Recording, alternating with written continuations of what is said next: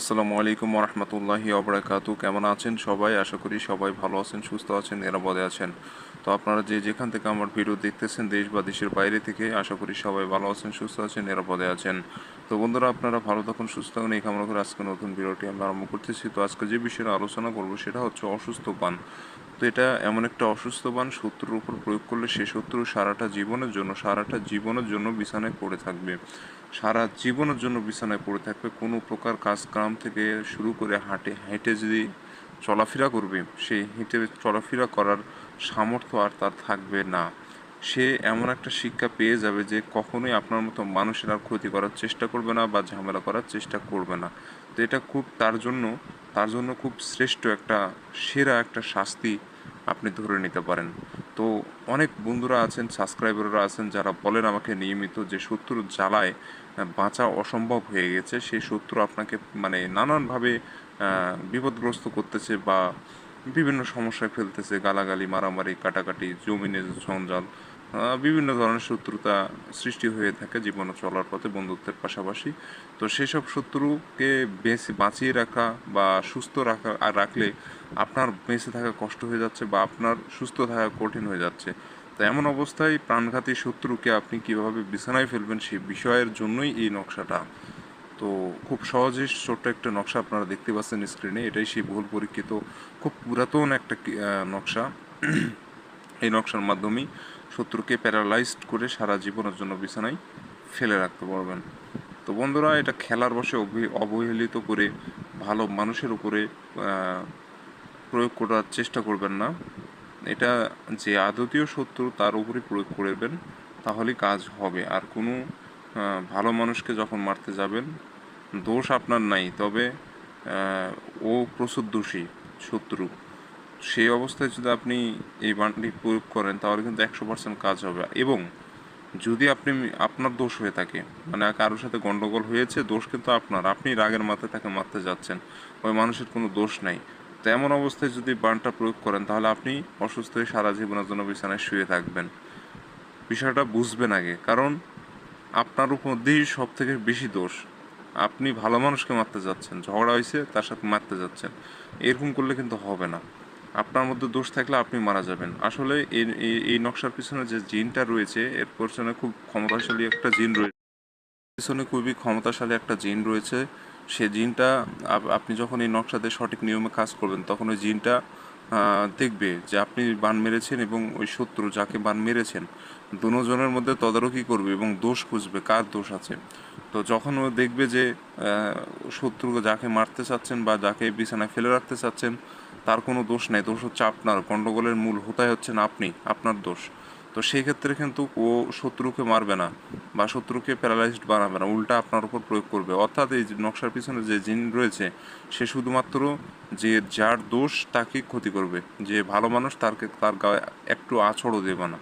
তো আশা করি বুঝতে পেরেছেন এটা এইভাবে কাজ করে থাকে। তো অবশ্যই সাবধানতা অবলম্বন করে কাজ করতে হবে আপনাকে। তো আমার চ্যানেলে নতুন এসে থাকলে অবশ্যই চ্যানেলটি সাবস্ক্রাইব করে পাশে থাকা বেল আইকনে ক্লিক দিয়ে অল নোটিফিকেশন অন করবেন, তাহলে সব পরবর্তী নতুন নতুন ভিডিওগুলো দেখতে পারবেন সবার আগে। তো ভিউয়ার, যেটা বলছিলাম, এই নকশার মাধ্যমে প্যারালাইজড করে বিছানায় ফেলে রাখতে পারবেন আপনার শত্রুকে। তো কিভাবে করবেন সেটা হচ্ছে, আপনাকে সর্বপ্রথম একটা সাদা কাগজ সংগ্রহ করতে হবে। সেই সাদা কাগজের উপরে লাল কালি দিয়ে সম্পূর্ণ নকশা লিখতে হবে। যদি জাফরান কালি দিয়ে লিখতে পারেন তাহলেও ভালো, তবে জাফরান কালি অনেকে সংগ্রহ করতে পারে না। আপনি যদি লাল কালি ব্যবহার করতে চান তো লাল কালি বাজারে কিনতে পাবেন, ওই লাল কালি কিনে নিয়ে আসবেন। আনার পর আপনি সম্পূর্ণ নকশাটা অঙ্কন করবেন। স্কেল দিয়ে দাগ টেনে কুশি টেনে সুন্দর করে নকশাটা অঙ্কন করতে হবে, তেড়া ব্যাহা করা যাবে না। যে ভাব আছে ঠিক একরূপভাবে আপনাকে নকশাটা অঙ্কন করতে হবে। তো বন্ধুরা, যখন নকশা অঙ্কন করবেন, দিনটা অবশ্যই শনিবার অথবা রবিবার। শনিবার অথবা রবিবার, আবারও বলছি, শনিবার অথবা রবিবার, এই দুই দিনে যে কোনো একদিনে কাজটি করতে পারবেন। আপনি এই দুই দিনের বাইরে অন্য কোনো দিনে, যদি সোমবার, মঙ্গলবার এগুলোর দিনে যদি করতে যান, সেক্ষেত্রে নকশা কাজ করবে না। অবশ্যই এই দুই দিনে যে কোনো একদিন ধার্য করে আপনাকে সম্পূর্ণ নকশাটা কমপ্লিট করতে হবে। এই দুই দিনের বাইরে যদি অন্য কোনো দিনে অঙ্কন করেন তাহলে কিন্তু নকশা কাজ করবে না, শুধুমাত্র আপনার কষ্ট করাই হবে। তো বন্ধুরা, যখন আপনারা এই নকশা অঙ্কন করবেন, দিনে রাতে যে কোনো টাইমে অঙ্কন করা যায়, তবে রাতে অঙ্কন করা উত্তম। তো রাতে অঙ্কন করার চেষ্টা করবেন। তো যখন নকশা অঙ্কন করবেন, একাকী একটা ঘরে বসে বা নিরিবিলি জায়গায় বসে আপনি সম্পূর্ণ নকশা লিখবেন। নকশা লেখা চলমান অবস্থায় কারোর সাথে কোনো প্রকার কথাবার্তা বলা যাবে না, কারণ নকশা লিখতে লিখতে কথা বলার কোনো নিয়ম নাই। যখন নকশা কমপ্লিট হয়ে যাবে তখন আপনি মানুষের সাথে কথা বলেন, সমস্যা নেই। আর এই নকশাটা 5 মিনিটের 1 সেকেন্ড বেশি সময় লাগালে নকশা কাজ করবে না। ছোট নকশা 5 মিনিট লাগার কথা নয়। দ্রুত অঙ্কন করার চেষ্টা করবেন, দরকার হলে প্র্যাকটিস করে নেবেন, তারপরে নকশাতে কাজ করতে শুরু করবেন। তো 5 মিনিটের 1 সেকেন্ড বেশি সময় লাগবে না, 5 মিনিটের মধ্যে সম্পূর্ণ নকশা অঙ্কন করে ফেলবেন। তো বন্ধুরা, আপনি যে কাগজের উপরে নকশা লিখবেন সেটা একেবারে চকচক সাদা কাগজ হতে হবে, কালচে টাইপের কাগজ হলে হবে না।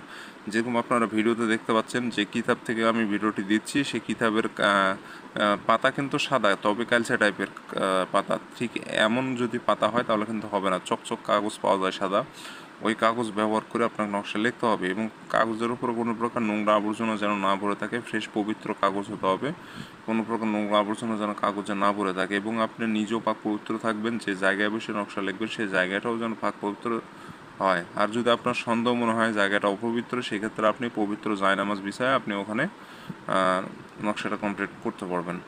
তো যখন নকশা অঙ্কন করবেন, একদিনে সম্পূর্ণ নকশা অঙ্কন করবেন, অন্য কোনো বিষয়ে ভাবতে ভাবতে নকশা অঙ্কন করবেন না। সমস্ত মনস্থির মনস্কামনা আপনি নকশার মধ্যে মনোনিবেশ করবেন, করার পর সুন্দর করে নকশাটা প্রস্তুত করে নেবেন। তো প্রস্তুত কীভাবে করবেন সেটা হচ্ছে, নকশা কমপ্লিট হয়ে গেলে নকশার নিচে আপনাকে নাম দিতে হবে, শত্রু নাম দিতে হবে। প্রথমে দেবেন এখানে শত্রুর নাম, তার নিচে তার পরিবারে যে কোনো একজনের নাম দেবেন। প্রথমে দেবেন শত্রুর নাম, তার নিচে তার পরিবারে যে কোনো একজনের নাম দিতে হবে। তো এইভাবে দিয়ে সম্পূর্ণ নকশাটা কমপ্লিট হয়ে গেলে এই নকশাটা আপনাকে ওই যে শত্রু যে রুট দিয়ে চলাফেরা করবে সেই রুটে পুঁতে রেখে দিবেন। অর্থাৎ যে দিক দিয়ে যায় ওদিক দিয়ে পুঁতে রেখে দিবেন, বা ওর বাড়ির দরজার সামনেও রেখে দিতে পারেন, একটু খুঁড়ে মাটির নিচে পুঁতে রেখে দিতে পারেন।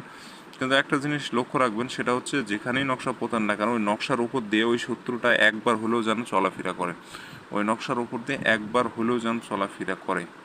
তো যখনই চলাফেরা করবে তখনই আপনার কাজটি আস্তে আস্তে শুরু হয়ে যাবে, এবং সে অল্প সময়ের মধ্যে সে বিছানায় পড়ে যাবে। এটা আজীবনের জন্য কখনোই ঠিক হবে না। তো আশা করি বুঝতে পেরেছেন, না বোঝার কিছু নয়, সব কিছু খুলিয়ে বলে দিলাম। আর খুব ছোট একটি নকশা, আশা করি আপনারা বুঝতে কোনো সমস্যা নেই। তারপরে যারা অনুমতি নেবেন, চ্যানেল সাবস্ক্রাইব করবেন, কমেন্টে নাম লিখবেন, অনুমতি পেয়ে যাবেন। চ্যানেল সাবস্ক্রাইব না করলে অনুমতি পাবেন না, আর কমেন্টে অবশ্যই নাম লিখতে হবে। তো স্ক্রিনে যে নম্বর, এটা আমার ইমো অথবা হোয়াটসঅ্যাপ নম্বর, যে কোনো প্রয়োজনে যোগাযোগ করতে পারবেন। ভালো থাকবেন, সুস্থ থাকবেন, দেখা হচ্ছে পরবর্তী কোনো এক নতুন ভিডিওতে।